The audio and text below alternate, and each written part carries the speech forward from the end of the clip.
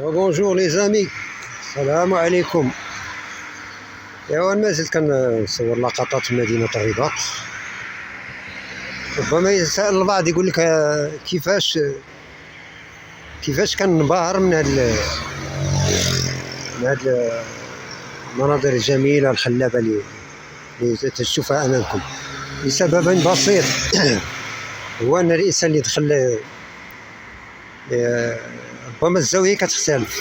انا دخلت الرباط في الثمانينات واشتغلت فيها وغبرت واحد المدة ليست بالقصيرة، وطبيعة الحال هنا تيبان لي الفرق كبير جدا صراحة. الرباط الى ايفوليو انورميمون على مستوى البنية التحتية، على مستوى البيئة، على مستوى النظافة، الإنسان. ايوا العاصمة صراحة تشرف.